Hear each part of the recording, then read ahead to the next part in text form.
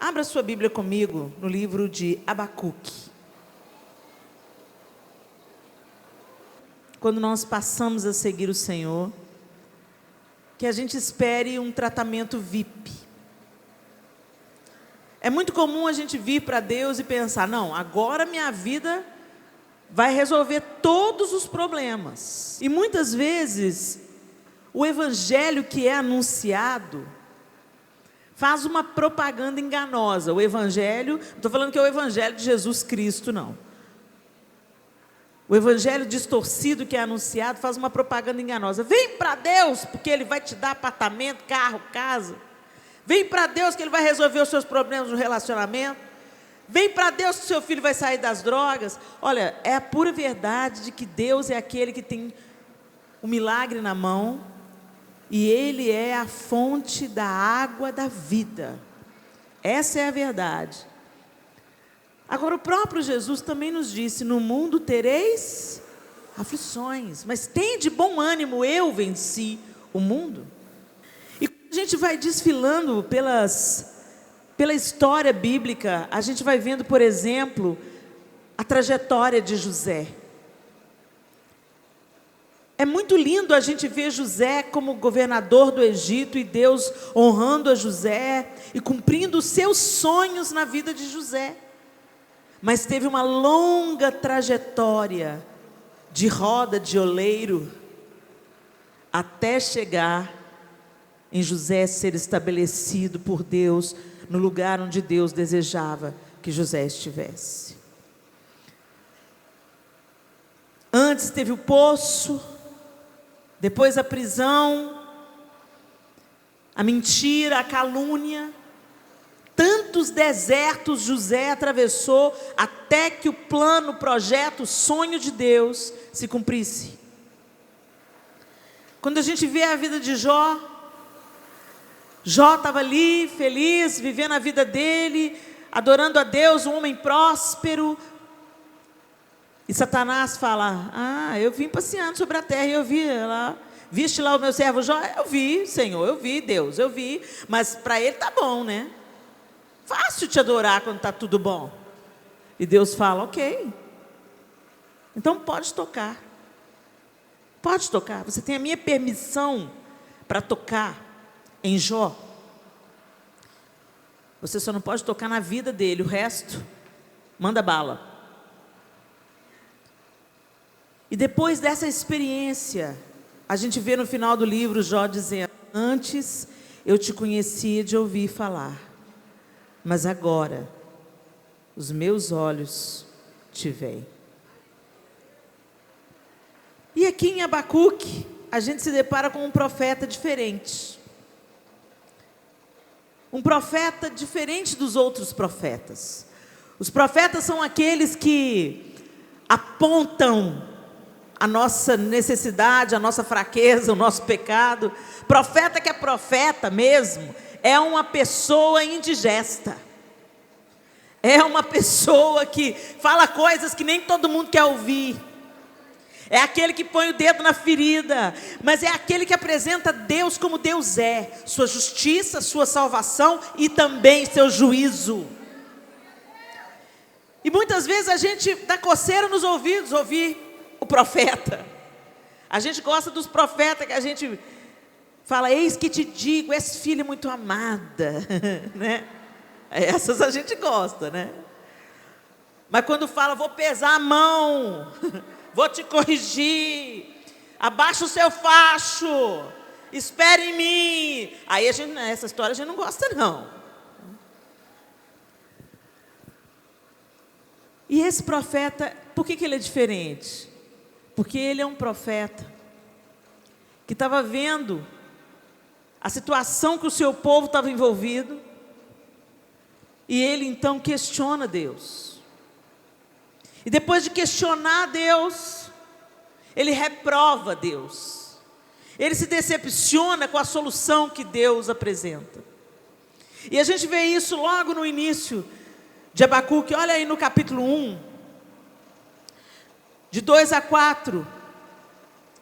Ele começa o livro questionando Deus. E ele diz: até quando, Senhor, clamarei eu e tu não me escutarás? Gritar-te-ei violência e não salvarás? Por que razão me mostras a iniquidade e me fazes ver a opressão? Pois que a destruição e a violência estão diante de mim, havendo também quem suscite a contenda e o litígio. Por essa causa a lei se afrouxa e a justiça nunca se manifesta, porque o ímpio cerca o justo e a justiça se manifesta distorcida. Qualquer semelhança com fatos atuais terá sido mera coincidência. Quantas vezes a gente hoje está fazendo essa oração: Deus, faz alguma coisa pela nossa nação. O que está acontecendo, Senhor? O ímpio está prevalecendo sobre o justo. Até quando, Senhor? E a gente se identifica com Abacuque. Você é finalmente o profeta que entende a gente.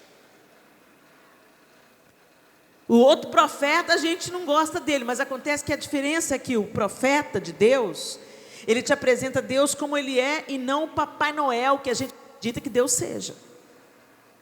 A gente crê num Deus Papai Noel, ou a gente crê num Deus gênio da lâmpada, que existe para satisfazer as nossas vontades, ou aquele Papai Noel que, se a gente fizer tudo direitinho, ele vai nos recompensar. Mas Deus nos trata segundo a sua graça e bondade, não segundo o nosso merecimento, porque se Deus nos tratasse segundo o nosso merecimento, nós merecíamos a cruz. Mas a cruz ele reservou para o Filho dele, para expiar ali todas as nossas culpas. Mas a gente anda direitinho na igreja e pensa que Deus está devendo a gente alguma coisa por causa disso. A gente faz tudo certinho, vive uma vida santa. Olha aí, Deus fica de olho em mim, hein? Eu estou vivendo uma vida santa, eu estou vivendo uma vida pura, eu estou me guardando para o casamento. Prepara aí um abençoado para mim, Senhor. Como se a nossa santidade beneficiasse Deus. A Cassiane bem cantou: tu és santo. Que outra palavra se faz necessária para te descrever? Tu és santo, e ele vai permanecer assim eternamente. Ele já estava estabelecido antes que nós existíamos, e quando nós virarmos poeira, ele vai continuar existindo. A santidade dele é eterna, ele é pleno, ele é completo, ele é perfeito. Nós dependemos de Deus e não Deus de nós. Mas às vezes a gente acha que está fazendo um favor para Deus quando a gente vive uma vida santa. Quando a gente tenta acertar, é fiel nas nossas decisões e nas nossas atitudes, a gente pensa que Deus está devendo a gente alguma coisa. Vocês lembram do filho mais velho, da parábola do filho pródigo? Ele estava certinho dentro de casa, trabalhando para o pai. E quando o pai abençoa o filho que acabou de voltar, de ser salvo, de ser resgatado, de voltar para casa com vida, ele logo reclama. Ele fala: o senhor nunca me deu nenhum bezerro para matar para os meus amigos, mas para esse aí, o senhor dá um novilho cevado. E é o que muitas vezes acontece conosco. Deus cuida da gente, Deus dá livramento, Deus dá saúde, Deus dá provisão, mas Ele abençoa a outra e a gente já cresce o olho naquele que Ele está dando para outra e fala: aí Deus, depois fala que não tem filho preferido. Que história é essa que não tem filho preferido? A menina de 17 anos vai casar, eu estou com 45.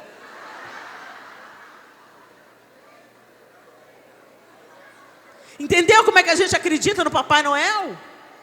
E a primeira coisa que a gente fala para Deus é: Deus, mas eu te sirvo há tanto tempo. Bom para você.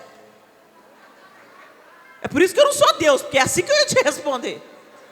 Bom para você, que bom que você está me servindo.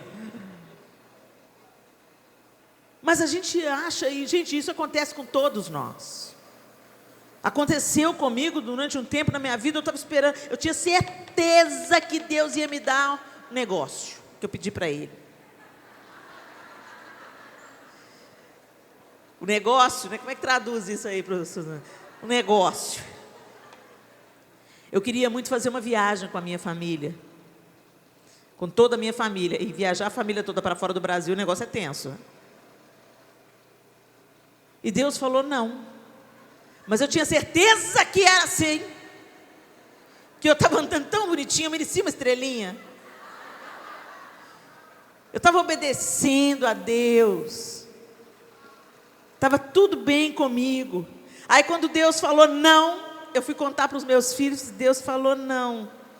E eu vi o rostinho de decepção deles. Ah, que pena, mãe. Porque eu estava acreditando tanto que eu pilhei os meninos. Não, Deus vai dar, Deus vai dar, Deus é fiel. Deus é fiel quando Ele dá e quando Ele não dá, Ele continua sendo fiel. E aí, eu falava, né? Não, tá certo, glória a Deus. Deus é bom, Deus é fiel. Ele falou não, Ele tem um porquê. Ele é um Pai de amor. E eu fui repetindo esse versículo uma semana. Fui repetindo essa fala uns 10 dias. Aí minha mãe foi lanchar lá em casa com meu pai. Nós sentamos à mesa e minha mãe... E a viagem? E a gente já tinha acabado o lanche, eu já estava tirando a mesa. Eu falei assim, a viagem não vai rolar não, mãe. Não. Puxa, mas eu tinha certeza que vocês iam. Eu também. Eu também tinha certeza. Comecei a tirar a mesa e pôr as coisas na pia. Eu também tinha certeza, sabe por quê? Porque a gente vive diante de Deus, a gente faz tudo por Deus. A gente sai de casa todo final de semana querendo ficar doente, com febre, e a gente vai ministrar. E aí, a gente está esperando uma resposta de Deus, e a resposta é não. Tem um tanto de gente que abusa, que rouba a igreja do Senhor. Mas eu que vou voluntariamente, olha o que eu ganho, olha aí. E a minha mãe, Leninha, misericórdia. Misericórdia não, mãe. Deixa eu falar. Se eu não falar, eu vou morrer.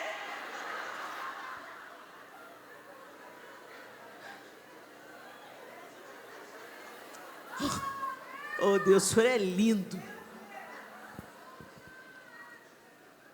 E aí minha mãe, meus filhos, meu pai, meu marido ficaram assim. Mas essa não é a mulher de Deus?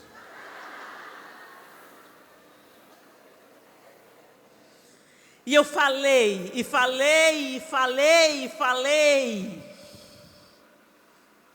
E quando eu falei bem, aí Deus me perguntou docemente, você ouviu tudo que você falou?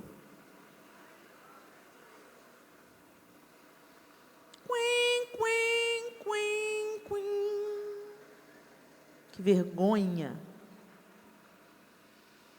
Que vergonha. Aí chegou um livro na minha mão. A Síndrome de Caim.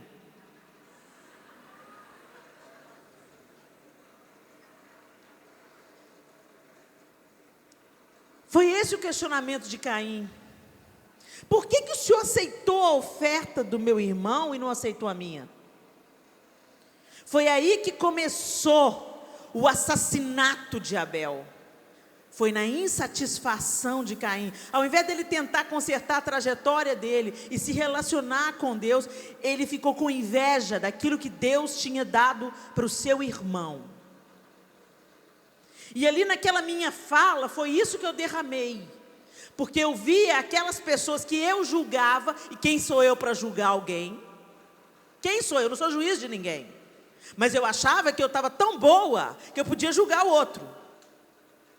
E eu comecei a julgar aqueles meus irmãos que também ministram e que têm uma postura diferente da minha, que eu considero inferior espiritualmente. E Deus jogou o holofote em mim e falou assim, você não está superior não, olha como é que você está.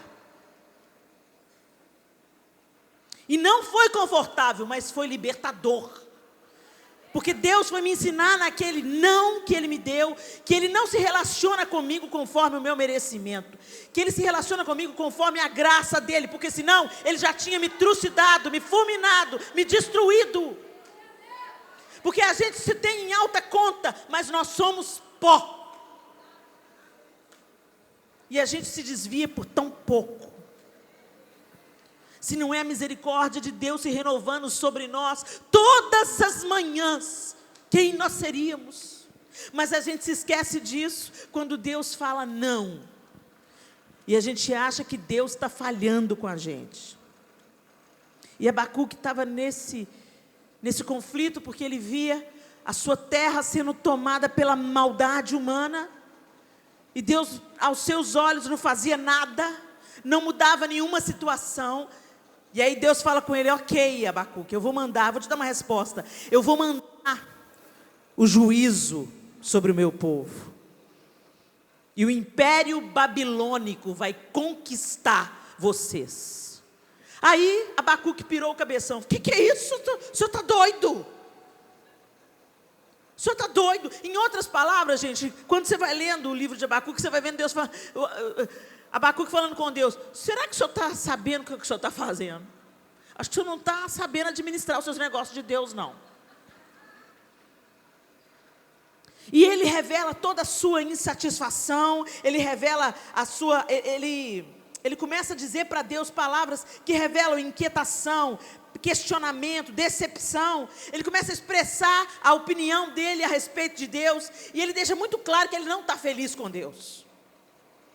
E aí a gente se identifica, e a gente fala assim: esse cara é dos meus, né? Abacuque tá junto.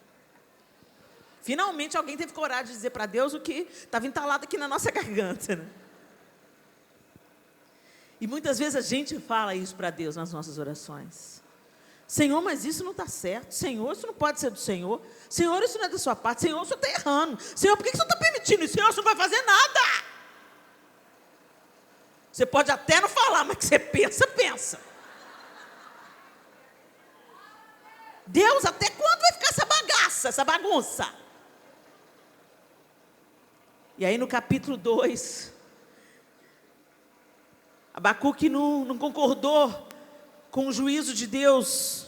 Por quê? Porque os babilônios eram um povo perverso, um povo contra Deus. E Abacuque falou para Deus: mas Deus só vai usar o ímpio para trazer juízo sobre o seu povo, sobre o justo. Isso não está certo, Deus. Eu fico pensando, quando a história do Brasil vai se desenhando, a gente vendo tudo isso que está acontecendo na nossa política, e eu fico pensando, a zika, a chikungunya, H1N1, um tanto de político corrupto, entre eles muitos pastores. E eu penso: isso é o juízo de Deus sobre o Brasil, só pode.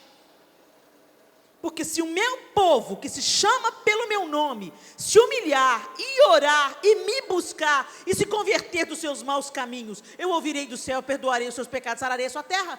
A bagaça está aí porque a igreja não está se humilhando, nem se arrependendo, nem se convertendo dos seus maus caminhos, muito menos orando. A gente vive de show em show, de oba-oba em oba-oba. A gente vive nas filas de oração e quer que os apóstolos, os pastores e os bispos resolvam o nosso problema, que é um problema que deve ser resolvido no nosso secreto com Deus, no nosso tete-a-tete com Deus. A gente elege para nós outros sumos sacerdotes que não Cristo. A gente fala que os católicos são idólatras, mas nós adoramos o homem. Nós somos seguidores nas redes sociais de um tanto de ministro, e a gente gasta mais tempo idolatrando o ministro do que se prostrado diante de Deus. A gente dá ao homem a glória que é de Deus. A gente quer tirar foto com o ministro, enquanto a gente... Gente, vocês não precisam de foto comigo, nem com a Cassiane. Porque o que se derrama nas nossas vidas para você vem do alto.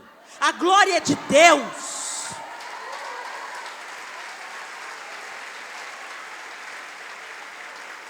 Aí o povo vem, não sei se você escuta isso, Cassiano, mas o povo vem: ai, mas vem, tira uma foto comigo, porque você me abençoa tanto. Eu te abençoo tanto, mas se eu cair amanhã em adultério, você vai tirar a minha foto do seu mural do Facebook. Isso não é amor, isso é idolatria. Você me quer uma foto enquanto eu caibo no seu ideal de ministra de Deus. Mas eu sou uma mulher que posso cair. E aí, quem vai me amar? A igreja do Senhor? Não, a igreja do Senhor vai me excluir do mural, do Facebook, vai falar: que vergonha para o evangelho, hein? Eu te abençoo, o faxineiro te abençoa.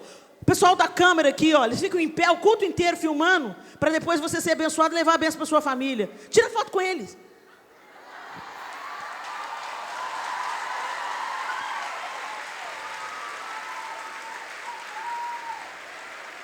Tem algumas coisas que a gente tolera no nosso meio que não deveriam ser toleradas. A gente tem que ser um povo diferente, um povo santo, um povo com excelência moral, mas a gente guarda lugar.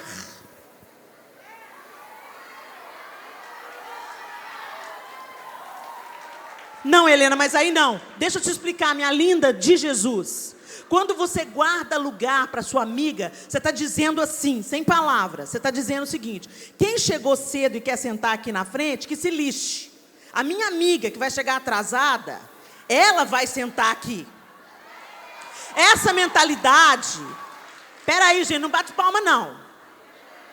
Essa mentalidade é a mesma mentalidade do político que fala assim: eu quero que sobra mais dinheiro para eu pôr na minha conta, para minha família se beneficiar. Fazer outro posto de saúde, para quê? Eu quero que o povo se lixe.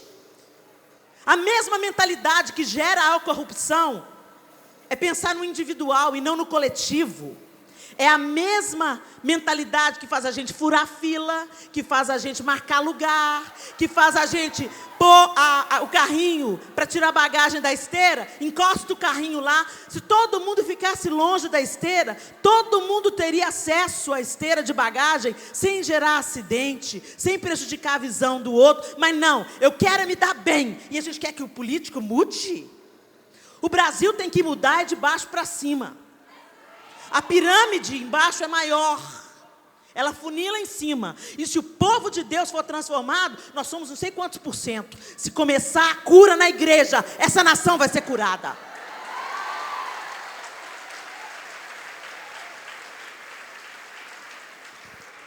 E Deus responde para Abacuque: não, eu vou mandar o juízo.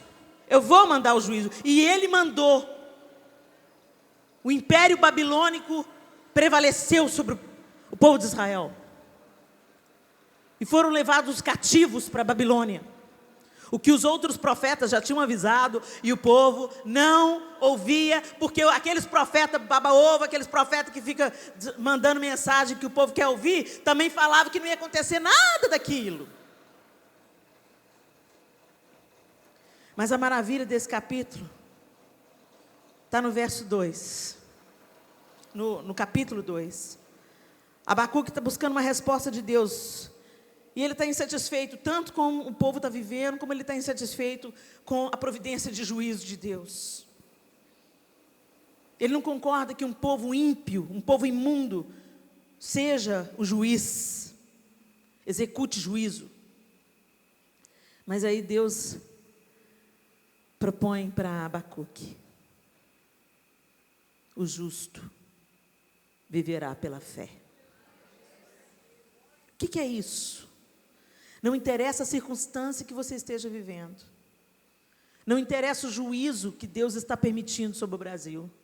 Não interessa debaixo de qual governo, a crise da moeda, não interessa. Eu não olho as circunstâncias. Eu vivo pela fé. Eu sei em quem eu tenho crido.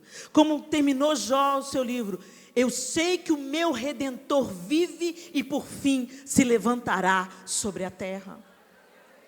E a gente tem que entender que na nossa trajetória, seguindo Jesus, Ele não vai fazer todas as nossas vontades, Ele não vai responder sim a todas as nossas orações, Ele não vai aplaudir tudo que a gente fizer, porque Ele não é Papai Noel, Ele é Pai. E Pai corrige, Pai dá limite, Pai disciplina o filho a quem Ele ama. A gente quer um Deus Papai Noel, e eu quero te propor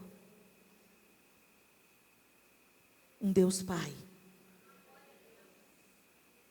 A grande revelação de Abacuque é que ele começa o livro indignado, insatisfeito, brigando com Deus, exatamente como você deve estar nesse momento da sua vida que você está vivendo. Às vezes as coisas não estão tranquilas nem favoráveis. Você está vivendo luta no seu casamento, você está vivendo luta com seus filhos que estão desviados do caminho do Senhor, você está vivendo luta na sua igreja, você está questionando um tanto de coisa que você está vendo. Mas olha para dentro. Em que é que você pode cooperar? Em que é que você pode ser a solução? É muito fácil a gente reclamar. É muito fácil a gente reclamar. Vai lá e faz melhor. É muito fácil a gente querer que as coisas aconteçam exatamente como a gente gostaria. Mas a vida não é assim. A vida não é um fantástico mundo de Bob. Nós temos dias ruins. Dias que Deus fala não. Dias que Deus fica em silêncio.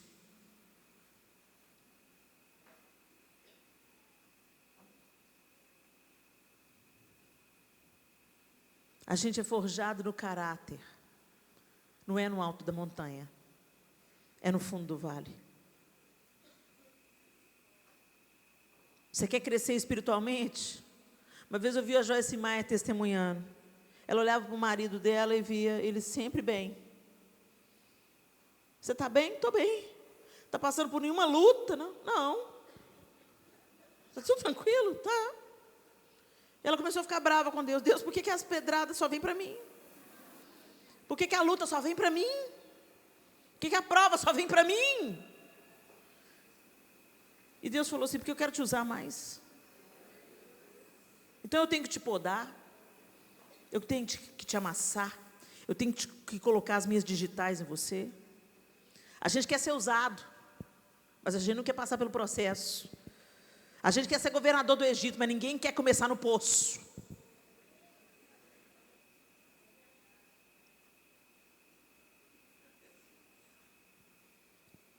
E no capítulo 3, ele faz uma das orações, uma das declarações mais lindas da Bíblia.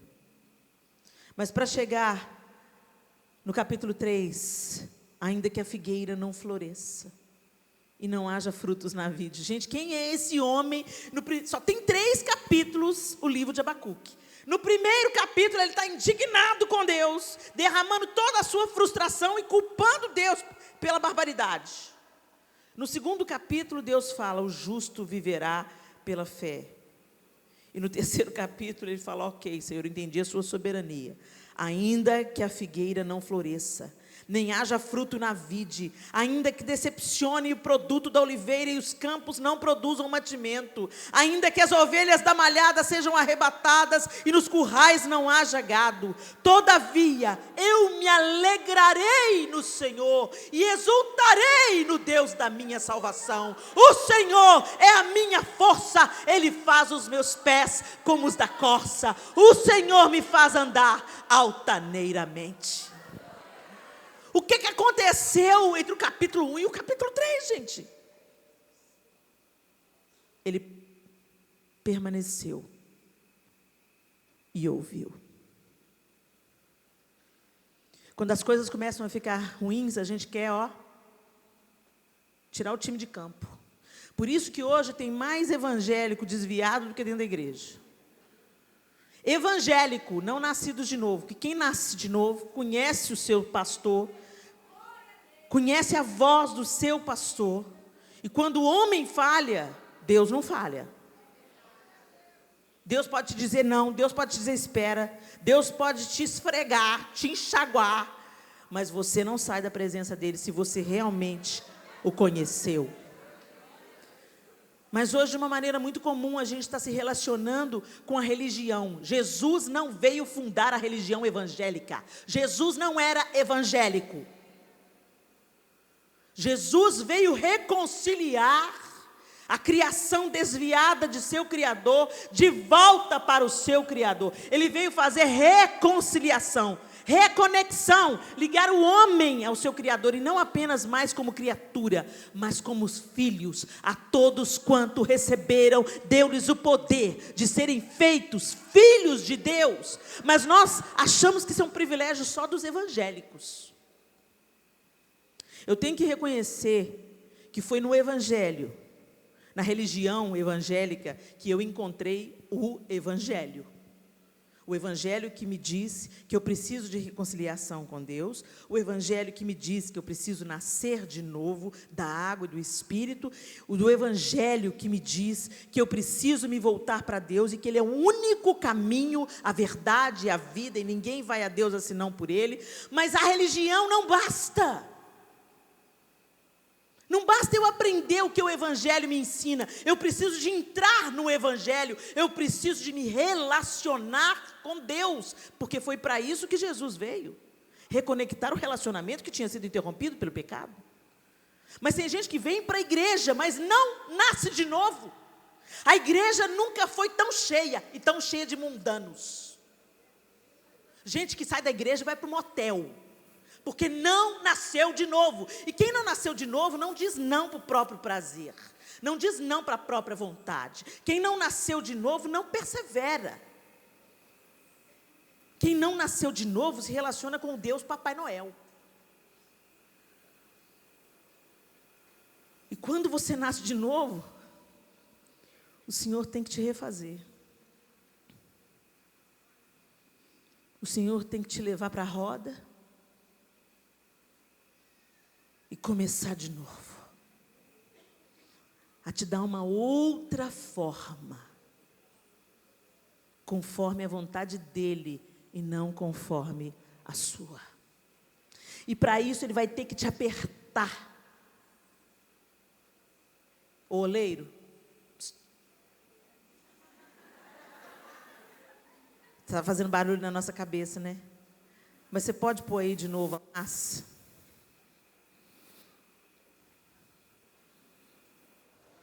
É desconfortável o barulho.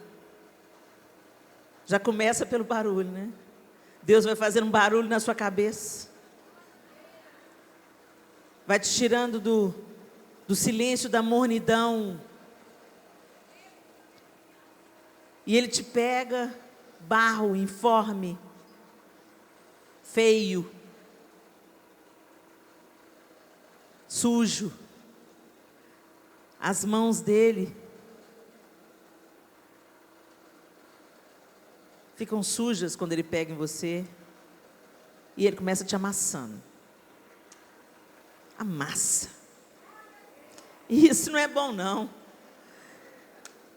Isso dói. Isso é desconfortável.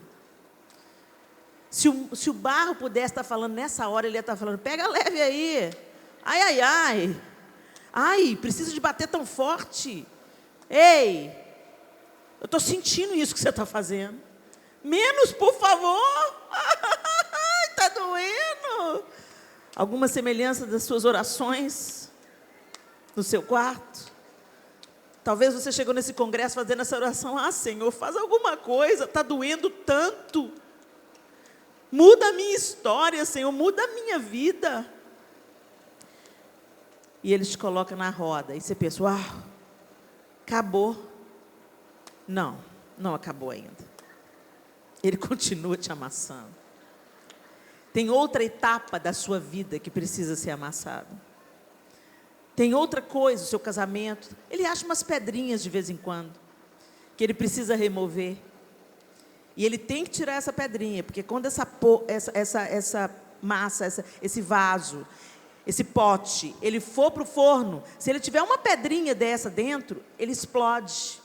Quando Deus quer te levar em um lugar para você ser usado, você vai ser colocado em altas temperaturas. Deus sobe a temperatura, o negócio fica quente. E se você não tiver com tudo íntegro, e tiver um tanto de pecadinho, um tanto de pedrinha, um tanto de desvio de caráter na sua vida, você vai explodir no primeiro forno que Ele te colocar. E aí tem que começar tudo de novo. Como Ele é um Deus amoroso, Ele te amassa. E quando Ele encontra as pedrinhas no seu caráter, Ele tira, Ele remove, para que você não quebre na hora que Ele for esquentar a temperatura para o seu lado. E Ele faz essa pasta assim tão bonitinha, junta tudo, e aí Ele vai começar a te moldar. E gira. Oh, e às vezes a gente gira e fica tonto. A vida passa tão rápido, tantas coisas acontecem num dia só. que se você não coloca os seus olhos e a sua confiança no Senhor, você não consegue. Ele acha uma pedrinha e remove de novo, e continua prensando você com as suas mãos. Ele continua aperfeiçoando você, e Ele vai com água, a água que traz refrigério. No meio da luta, Ele sempre provê refrigério.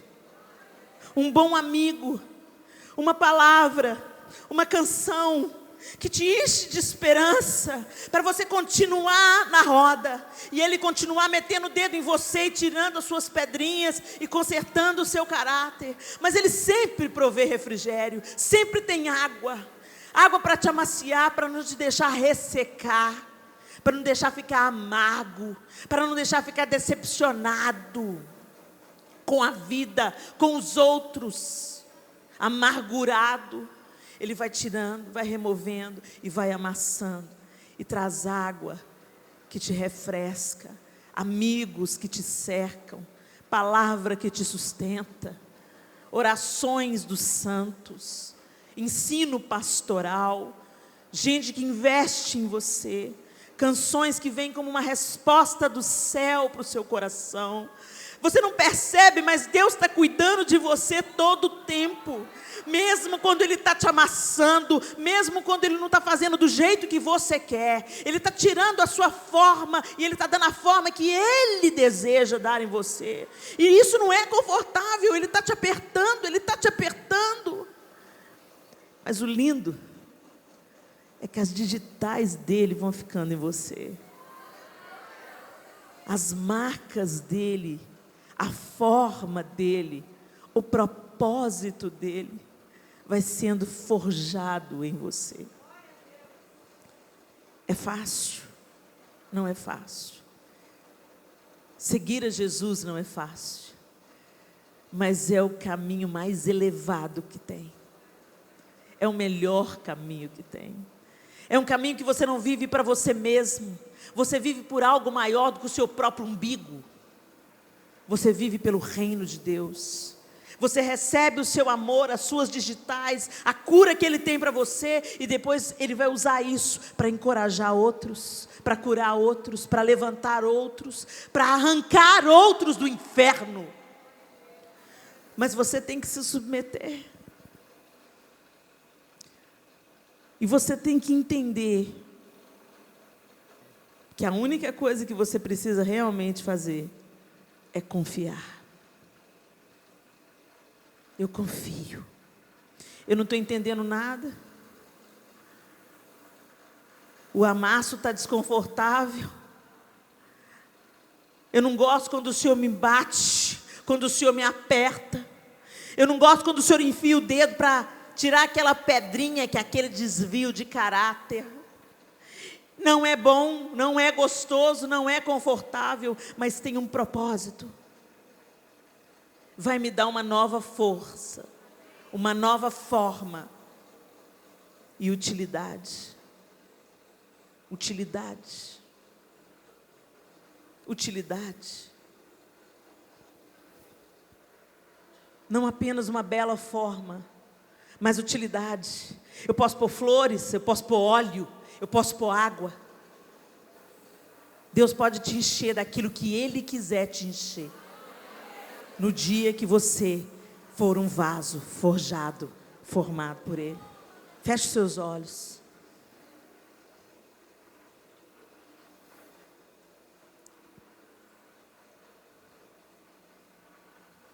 Abacuque permaneceu, ouviu e entendeu. Não, Abacuque, eu não vou te dar o que você quer. Não, Abacuque, eu não vou reter o meu juízo por causa da sua insatisfação. Mas você vai ter que confiar em mim. Você vai ter que confiar na minha soberania. Você vai ter que confiar que eu sou Deus e que eu sei onde eu quero levar o meu povo. Eu é que sei que pensamentos tenho sobre vós, diz o Senhor. Pensamentos de paz e não de mal, para vos dar uma esperança e um futuro. Essa é a palavra de Deus sobre nós. Ele quer nos dar uma esperança e um futuro. Mas tem uma trajetória, tem uma roda, tem um oleiro, tem um trabalhar de Deus, mudando o nosso caráter, tirando as pedrinhas, as nossas manias, nosso egoísmo, nosso pensamento individualista e não no coletivo, nosso egocentrismo. Deus não é o gênio da lâmpada. Ele não existe para satisfazer os nossos desejos. Mas Ele é um Pai amoroso, que se alegra. Ele tem prazer em nos mimar às vezes. Nos dar aquilo que a gente precisa. E quantas vezes Ele nos dá o que nós não precisamos. Naquele dia que Deus me disse não, eu me esqueci de todos os sims que eu recebi. Eu me esqueci de todos os mimos, de todo o colo, de toda a proteção, de todos os livramentos. Eu me esqueci que eu estava respirando, era por causa dele. A ingratidão nos cega. E ele teve que me voltar para a roda. E me formar de novo. Ele teve que me voltar para a bigorna. Para me amolar de novo. Ei, Helena. Está perdendo corte, filha? Vou ter que te dar umas marteladas de novo. Para te afiar. Vou ter que te levar de novo em brasa, para você ficar maleável de novo, macia de novo, para eu poder te forjar na bigorna com o meu martelo, até você ser um instrumento usável novamente. Nós não existimos só para nós mesmas, nós existimos pelo outro. Nós estamos aqui para fazer algo pelo outro. Só assim a vida tem significado. Quando a gente ajuda o outro, quando a gente abençoa o outro, quando a gente é instrumento de Deus para curar o outro, quando a gente abraça o outro. Uau, eu não sei vocês, mas eu sinto um senso de realização tão grande. Quando apesar de mim, Deus me usa para abastecer você. Para curar você, para encorajar você e também para corrigir você. Porque eu sou tão limitada, tão imperfeita. Mas Ele é um Deus abundante. E o meu propósito se cumpre nisso. Não viver para mim. Viver pelo outro. E não é fácil viver pelo outro. Cansa, sabia? Cansa muito.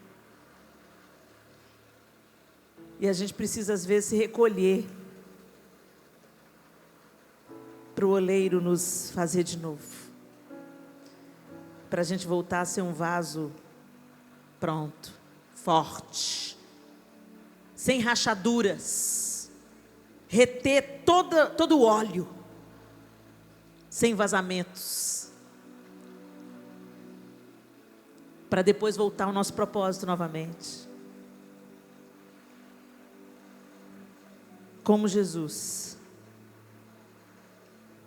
Amar o próximo como a nós mesmos. Como Jesus ensinou. Grande parte dos nossos problemas é porque nós vivemos só para nós mesmas.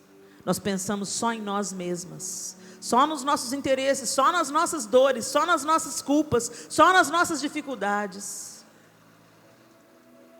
Quer um conselho? Entra no hospital de vez em quando. Visita uns leitos, escute umas histórias.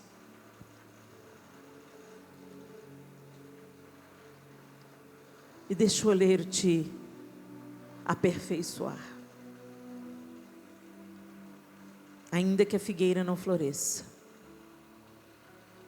e não haja frutos na vide, o fruto da oliveira minta, as ovelhas sejam arrebatadas do curral, ainda, Senhor, que tudo falhe, que todos os meus sonhos sejam frustrados, eu vou confiar que o Senhor sabe todas as coisas e faz com que todas elas cooperem para o meu bem, porque eu te amo. Deixa o Senhor ministrar o seu coração. Deixa Ele se transformar de dentro para fora. E não tenha medo, dê boas-vindas às mãos do oleiro. Elas parecem rudes,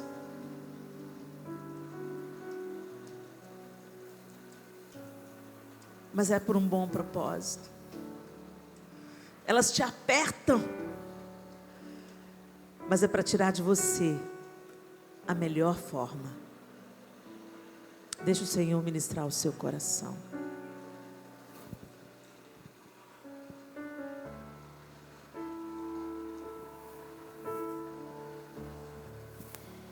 Transforma-me de dentro para fora. Transforma-me, Senhor.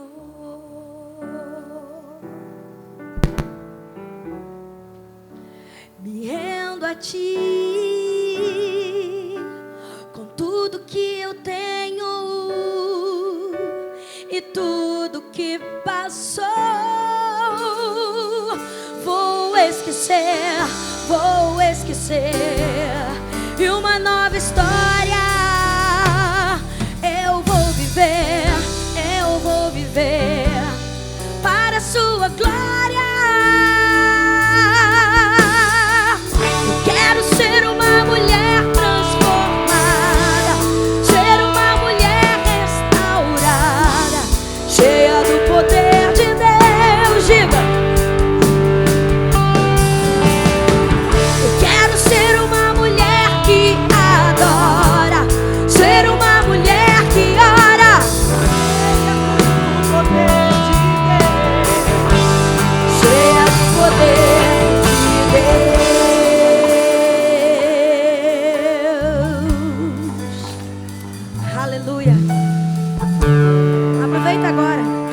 coração, cante essa canção de verdade pra você. Vai. Transforma-me de dentro para fora, de dentro para fora. Transforma-me, Senhor. Transforma-me, Senhor.